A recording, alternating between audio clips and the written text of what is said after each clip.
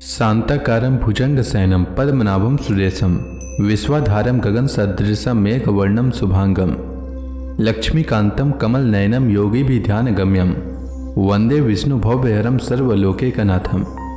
मंगलम भगवान विष्णु मंगलम गरुड़ध्वज मंगलम पुंडरीकाक्ष मंगलाय तनोहरि।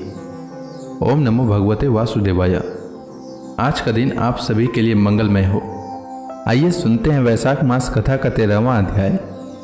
श्री सुखदेव जी कहते हैं, परीक्षित, जब राजा चित्रकेतु ने इस प्रकार प्रार्थना की तब सर्वसमर्थ एवं परम कृपालु ब्रह्मपुत्र भगवान अंगिरा ने त्वष्टा देवता के योग्य चरु निर्माण करके उससे उनका यजन किया। परीक्षित, राजा चित्रकेतु की रानियों में सबसे बड़ी और सद्गुणवती महारानी कृतद्युति थी। महर्षि अंगिरा ने उन्हीं को यज्ञ का अवशेष प्रसाद दिया और राजा चित्रकेतु से कहा, राजन, तुम्हारी पत्नी के गर्भ से एक पुत्र होगा जो तुम्हें हर्ष और शोक दोनों ही देगा। यों कहकर अंगिरा ऋषि चले गए। उस यज्ञावशेष प्रसाद के खाने से ही महारानी कृतद्युति ने महाराज चित्रकेतु के द्वारा गर्भ धारण किया। राजन, सुरसेन देश के राजा चित्रकेतु के तेज से कृतद्युति का गर्भ शुक्ल पक्ष के चंद्रमा के समान दिनों दिन क्रमशः बढ़ने लगा।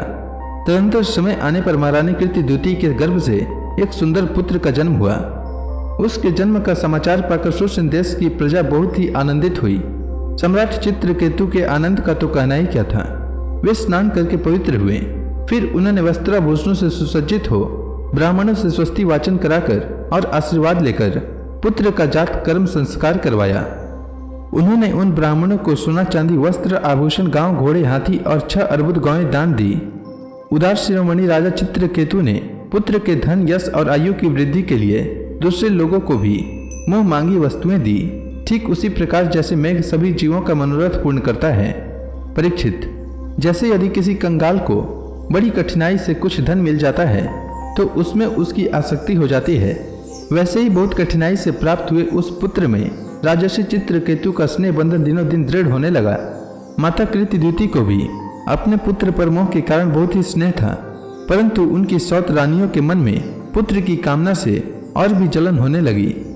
प्रतिदिन बालक का लाड़ प्यार करते रहने के कारण सम्राट चित्रकेतु का जितना प्रेम बच्चे की मां कृतद्युति में था उतना दूसरी रानियों में न रहा। इस प्रकार एक तो वे रानियां संतान न होने के कारण ही दुखी थी, दूसरे राजा चित्रकेतु ने उनकी उपेक्षा कर दी, अतः वे डाह से अपने को धिक्कारने और मन ही मन जलने लगी। वे आपस में कहने लगी, अरे बहनों, पुत्रहीन स्त्री बहुत ही अभागिनी होती है। पुत्र वाली सौतें तो दासी के समान उनका तिरस्कार करती हैं, और तो और स्वयं पतिदेव ही उसे पत्नी करके नहीं मानते। सचमुच पुत्रहीन स्त्री धिक्कार के योग्य है। भला दासियों को क्या दुख है, वे तो अपने स्वामी की सेवा करके निरंतर सम्मान पाती रहती हैं, परंतु हम अभागिनी तो इस समय उनसे भी गई बीती हो रही हैं और दासियों की दासी के समान बार बार तिरस्कार पा रही हैं। परीक्षित, इस प्रकार वे रानियां अपनी सौत की गोद भरी देखकर जलती रहती थीं और राजा भी उनकी ओर से उदासीन हो गए थे। फलतः उनके मन में कृतद्युति के प्रति बहुत अधिक द्वेष हो गया। द्वेष के कारण रानियों की बुद्धि मारी गई, उनके चित्त में क्रूरता छा गई। उन्हें अपने पति चित्रकेतु का पुत्र स्नेह सहन न हुआ, इसलिए उन्होंने चिढ़कर नन्हे से राजकुमार को विष दे दिया। महारानी कृतद्युति को सौत की इस घोर पापमय करतूत का कुछ भी पता न था। उन्होंने दूर से देखकर समझ लिया कि बच्चा सो रहा है, इसलिए वे महल में इधर उधर डोलती रहीं। बुद्धिमती रानी ने यह देखकर कि बच्चा बहुत देर से सो रहा है, धाय से कहा, कल्याणी, मेरे लाल को ले आ। धाय ने सोते हुए बालक के पास जाकर देखा कि उसके नेत्रों की पुतलियां उलट गई है। प्राण इंद्रिय और जीवात्मा ने भी उसके शरीर से विदा ले ली है। यह देखते ही, हाय रे, मैं मारी गई, इस प्रकार कहकर वे धरती पर गिर पड़ी। धाय अपने दोनों हाथों से छाती पीट पीट कर बड़े आर्त स्वर में जोर जोर से रोने लगी। उसका रोना सुनकर महारानी कृतद्युति जल्दी जल्दी अपने पुत्र के शयन गृह में पहुंची और उन्होंने देखा कि मेरा छोटा सा बच्चा अकस्मात मर गया है। तब वे अत्यंत शोक के कारण मूर्छित होकर पृथ्वी पर गिर पड़ी। उनके सिर के बाल बिखर गए और शरीर पर के वस्त्र अस्त व्यस्त हो गए। तदंतर महारानी का रुदन सुनकर रानी वास के सभी स्त्री पुरुष वहां दौड़ कर आए और सहानुभूतिवश अत्यंत दुखी होकर रोने लगे। वे हत्यारी रानियां भी वहां आकर झूठ मूठ रोने का ढोंग करने लगी। जब राजा चित्रकेतु को पता लगा कि मेरे पुत्र की अकारण ही मृत्यु हो गई है, तब अत्यंत स्नेह के कारण शोक के आवेग से उनकी आंखों के सामने अंधेरा छा गया। वे धीरे धीरे अपने मंत्रियों और ब्राह्मणों के साथ मार्ग में गिरते पड़ते मृत बालक के पास पहुंचे और मूर्छित होकर उसके पैरों के पास गिर पड़े। उनके केस और वस्त्र इधर उधर बिखर गए। वे लंबी लंबी सांस लेने लगे। आंसुओं की अधिकता से उनका गला रुंध गया और वे कुछ भी बोल न सके। पति प्राणा रानी कृतद्युति अपने पति चित्रकेतु को अत्यंत शोकाकुल और इकलौते नन्हे से बच्चे को मरा हुआ देख भांति भांति से विलाप करने लगी। उनका यह दुख देखकर मंत्री आदि सभी उपस्थित मनुष्य शोकग्रस्त हो गए। महारानी के नेत्रों से इतने आंसू बह रहे थे कि वे उनकी आंखों का अंजन लेकर केसर और चंदन से चर्चित वक्ष स्थल को भिगोने लगे। उनके बाल बिखर रहे थे तथा उनमें गुंथे हुए फूल गिर रहे थे। इस प्रकार वे पुत्र के लिए कुर्रेरी पक्षी के समान उच्च स्वर में विविध प्रकार से विलाप कर रही थी।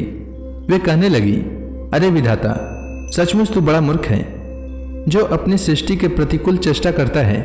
बड़े आश्चर्य की बात है कि बूढ़े बूढ़े तो जीते रहें और बालक मर जाए। यदि वास्तव में तेरे स्वभाव में ऐसी ही विपरीतता है तब तो तू जीवों का अमर शत्रु है। यदि संसार में प्राणियों के जीवन मरण का कोई क्रम न रहे तो वे अपने प्रारब्ध के अनुसार जन्मते मरते रहेंगे। फिर तेरी आवश्यकता ही क्या है? तूने संबंधियों में स्नेह बंधन तो इसलिए डाल रखा है कि वे तेरी सृष्टि को बढ़ाएं, परंतु तू इस प्रकार बच्चों को मारकर अपने किए कराए पर अपने हाथों पानी फेर रहा है। फिर वे अपने मृत पुत्र की ओर देखकर कहने लगी, बेटा, मैं तुम्हारे बिना अनाथ और दीन हो रही हूँ। मुझे छोड़कर इस प्रकार चले जाना तुम्हारे लिए उचित नहीं है। तनिक आंख खोलकर देखो तो सही, तुम्हारे पिताजी तुम्हारे वियोग में कितने शोक संतप्त हो रहे हैं। बेटा, जिस प्रकार घोर नरक को निसंतान पुरुष बड़ी कठिनाई से पार कर पाते हैं, उसे हम तुम्हारे सहारे अनायास ही पार कर लेंगे। अरे बेटा, तुम इस यमराज के साथ दूर मत जाओ, यह तो बड़ा ही निर्दयी है। मैं बड़ी अभागिनी हूँ। हाय हाय, अब भी मुझे तुम्हारी सुमधुर तोतली बोली नहीं सुनाई दे रही है। क्या सचमुच निष्ठुर यमराज तुम्हें उस परलोक में ले गया जहाँ से फिर कोई लौट कर नहीं आता? श्री सुखदेव जी कहते हैं, परीक्षित, जब सम्राट चित्रकेतु ने देखा कि मेरी रानी अपने मृत पुत्र के लिए इस प्रकार भांति भांति से विलाप कर रही है, तब वे शोक से अत्यंत संतप्त हो फुट फुट कर रोने लगे। राजा रानी के इस प्रकार विलाप करने पर उनके अनुगामी स्त्री पुरुष भी दुखित होकर रोने लगे। इस प्रकार सारा नगर इस शोक से अचित सा हो गया। राजन, महर्षि अंगिरा और देवर्षि नारद ने देखा कि राजा चित्रकेतु पुत्र शोक के कारण चेतनाहीन हो रहे हैं, यहाँ तक कि उन्हें समझाने वाला भी कोई नहीं है। तब वे दोनों वहां पर आए। तो इसी के साथ यह अध्याय समाप्त हुआ। इसके आगे की कथा मैं कल के अध्याय में सुनाऊंगा। तब तक के लिए भगवान हरि का नाम लेते रहें। तो प्रेम से बोलिए भगवान विष्णु की जय, श्री कृष्ण भगवान की जय, समस्त देवी देवताओं की जय।